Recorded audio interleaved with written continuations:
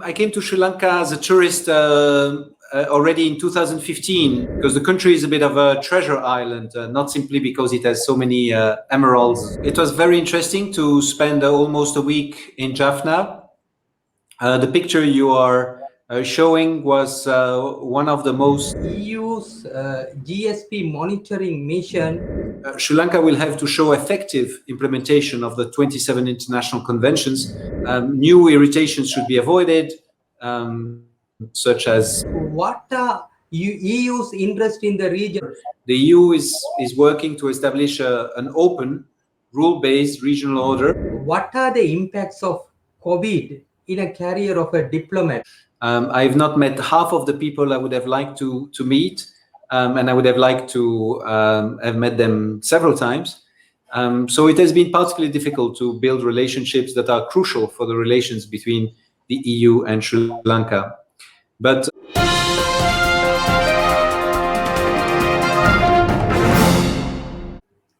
it's a pleasure to have EU Ambassador to Sri Lanka, His Excellency Denis Chaibi, with us today. Ambassador, good afternoon. Good afternoon. Good afternoon, sorry. Ambassador, thank you for agreeing this interview. My pleasure. Ambassador, next month you are going to complete 2 years since your arrival to Sri Lanka. What are your impressions about Sri Lanka so far? Thank you. Well, yes, 2 years, but I came to Sri Lanka as a tourist already in 2015 and went around the country with my family in trains, in tuk-tuks. And my first impression, which has been confirmed since then, is that Sri Lanka is rich, an ancient civilization, very much shaped by its geographic location, insular characteristics, and above all by its history. But that was in 2015, and since then we've had the terrible bomb attacks, we had a constitutional crisis, and we had COVID-19. So my second impression after 2 years is about how this has impacted the potential of the country, because the country is a bit of a treasure island, not simply because it has so many emeralds, sapphire, but more because it has a high development index. People are educated, refined, strong values, and they've shown incredible resilience over the last 50 years. The country has a strategic position in South Asia between East and West, with a key access to India, and on the path of half of the container shipping lanes and 3/4 of the oil tanker traffic. So Sri Lanka is really a blessed country, and there is this huge potential, but it can only be fully exploited if everyone is united and included in this project, and that the economic growth reaches everyone. So the only thing I can hope for is that everyone move forward in the same direction. Ambassador, if I am correct, last week you made a visit to Jaffna, and you posted in your EU account. There was some picture I show. What were your observation during this visit to Jaffna? Well, it was very interesting to spend almost a week in Jaffna. The picture you are showing was one of the most optimistic meetings I had with lots of young people who are doing IT projects, mainly exporting their services to USA, Canada, UK, where obviously the Tamil diaspora is quite significant. So this was really a message of hope and optimism. There were women counselors. They are very active in managing their local communities, and this was an action funded by the EU, through which they have a training on media. So all their action can be advertised through media and journalists. So these are very important message of hope. At the same time, we feel that there's still a lot to do in the north to include all Sri Lankans, all the citizens of Sri Lanka in a better economic growth. There is all the Palmyra industry. There's a lot of education, of refinement, as I said. Now, how we can convert that into added value and bring more dignity to the people there, it's one of the key challenges of any authorities. Ambassador, over the last couple of weeks, there are so many European countries are opening up after the COVID restrictions. As you know, EU is the biggest market for tourism as far as Sri Lanka is concerned. What are the possibilities in order to attract more tourists from EU? Yes, we are not only the bigger, we are the best market because our tourists come for longer, they spend more, and they are above all trying to do this in a sustainable manner. So they pay attention to what the hotel does in terms of recycling, or avoiding plastic, having practices that are good for the environment, such as solar panels. So we have tourists who are also qualitatively different. So what we can do to improve access of European tourists to Sri Lanka, first of all, we remove the Sri Lanka from red list, which makes it easier for tourists to return and have no quarantine. And we are very happy that Sri Lanka has made it much easier for tourists to come. It's very welcome, and we are grateful.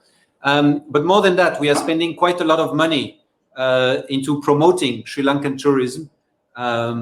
So what we're doing is buying digital advertising space in Europe to promote wellness tourism. It's a very specific niche of tourism, but one with very high added value and which is of interest for European tourists.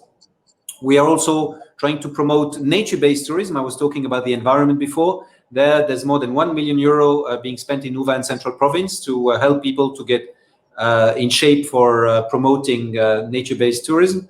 We are doing a social protection scheme for the tourism industry. We are also trying to improve the guest house offers, again, for more nature tourism. So we are doing a lot in close cooperation with the SLTDA, the Sri Lankan Tourism Development Association Authority, and other institutions active on that in Sri Lanka. Ambassador, EU's GSP monitoring mission left the country early this month after spending several weeks in Sri Lanka, and they had wide range of discussion with several stakeholders. And what are their recommendations? Have they made any final decision in order to extending the GSP Plus to Sri Lanka?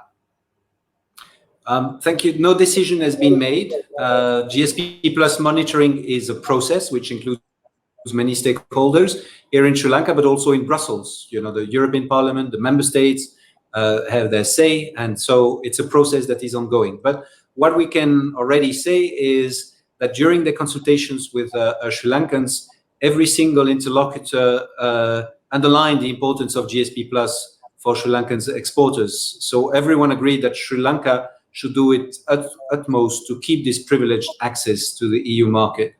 The second observation was that Sri Lanka will have to show effective implementation of the 27 international conventions the government ratified, and which are mainly on human rights, labor rights, environment, and climate.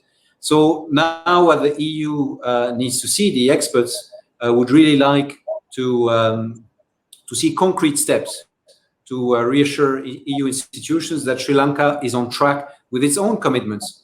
New irritations should be avoided, such as arbitrary arrest or similar abuses. So that's very important. And then finally, the amendment of the PTA, the Prevention of Terrorism Act, was a key commitment in readmitting Sri Lanka to the GSP Plus scheme in 2017. So the government has announced that it is committed to a review and to bring it in line with international standards. So we need to see clear results. So that was the third and last observation by the GSP Plus mission in Sri Lanka.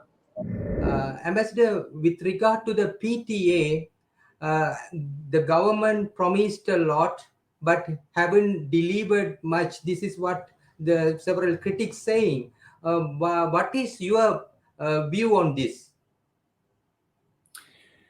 Well, what we do is we take note of the president, the foreign minister's intent to review the PTA, but it's not open-ended. It has to come within a few weeks. The government committed to have, for example, a report finalized by a working group by the 24th of October, and then this discussed in the cabinet before the end of the year. So there are deadlines that we will monitor closely, and we hope that the Sri Lankan government will abide by its commitment given during the GSP Plus mission.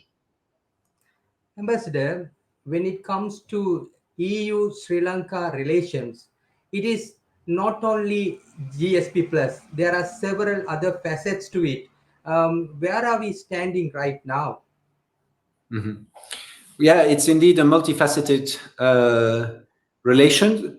We want to be partners. We don't have a hidden agenda. We want a stable, prosperous, harmonious, peaceful Sri Lanka, because it's important that this island is an island of stability in an area that is crucial for the security of the world. So we have some differences. For example, on import restrictions, we don't welcome the fact that there are so many import restrictions that impact the import of European products. We understand that there's a current account situation, and the balance of payments has to obviously require special measures, but we want to have clear visibility and the respect of WTO rules in that. We have also we are monitoring closely some reports of overfishing, but overall, we have a vibrant cooperation in many aspects. And for example, in the agricultural sector, over the last 7 years, the EU has given grants for more than 20 billion rupees of grants in the agriculture sector. And we've done also a lot of things with a startup, with the environment. And in the future, that's what we're going to do: green recovery and social inclusion. So really a multifaceted relationship with a lot of grants rather than loans. Ambassador, recently when President Gotabaya Rajapaksa visited USA in order to participate in the UN General Assembly, he made a statement that Sri Lanka will bring a new constitution in 2022, and also there are talks about having a provincial council election next year. And with all this coming, there are critical UNHRC session is going to be held in March 2022. With regard to Sri Lanka's accountability, reconciliation, and political solution, what is EU's stance? Mm-hmm. Well, the member states of the EU who are a member of the Human Rights Council all voted in favor of Human Rights Council Resolution 1446/1. So, doing that, the EU stressed the need for continued efforts for reconciliation, accountability, and human rights. We have been clear that we have been disappointed by the fact that the government chose to withdraw its support for the UN framework to address the legacy of the conflict. Now, we take note of the government stated intention to foster reconciliation through a domestic process, and this is what we were discussing regularly with the government. And we think that in this framework, it is very important to respect the independence of institutions that are vital for this process, reconciliation process, so including the Office of Missing Persons, the Office for Reparations, and also the Independent Human Rights Commission.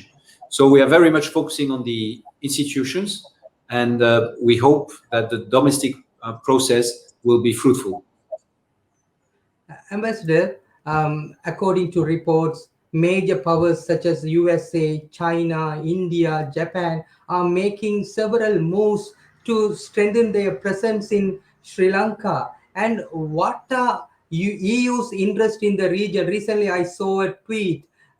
In the tweet, I saw this that there's EU is doing maritime security mission in the Arabian Sea, and what is EU's vision for the Indian Ocean?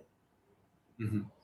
So yes, the EU has a vision for the Indian Ocean, and it's part of the Indo-Pacific strategy, which was released recently. And I really recommend all the viewers to consult the documents because it proposes avenues for cooperation. I'll come to that. But overall, to make things a bit simpler, the EU is working to establish an open, rule-based regional order which allows for cooperation, and this cooperation has to focus on the key challenges like the pandemic, climate change, security.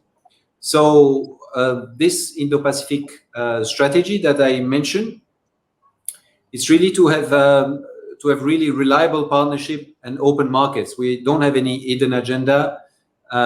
We respect the core values of the EU, which are well known: peace, human rights, rule of law, democracy. And what is most important is ensuring that all these big powers with interest in the Indian Ocean accept the same rules, because we need to have the same rules in a way that will be conducive for maintaining peace. This is the number one priority for us, and we want to contribute to that effort by practical initiatives such as the common fight against piracy, exchanging information, ensuring transparency and discussion on the application of these rules. And all that is in the Indo-Pacific strategy with, as I said, several concrete examples of how we can cooperate together. Ambassador, finally, I would like to ask you a question, Ambassador. What are the impacts of COVID in a career of a diplomat? Because why I ask this question is usually diplomats travels a lot during their tenure and meet several people. But how do you cope with this situation? Yeah, it has not been easy. COVID-19 has been a huge constraint in forging connections at all level in Sri Lanka. I have not met half of the people I would have liked to meet, and I would have liked to have met them several times. So it has been particularly difficult to build relationships that are crucial for the relations between the EU and Sri Lanka.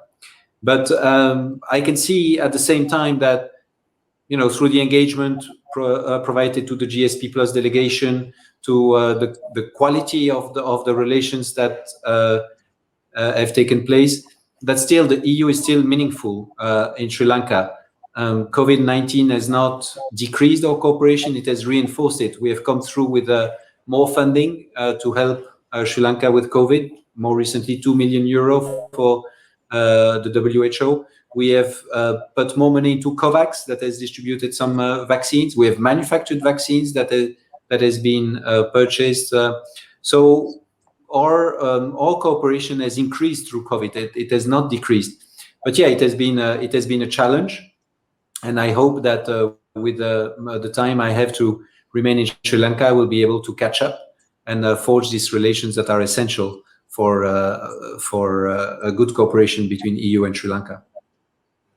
Ambassador, thank you very much. Looking forward to meet you in person. And once again, I thank you very much for giving this interview for Globe Tamil. All the pleasure was mine. Thank you very much, Arun.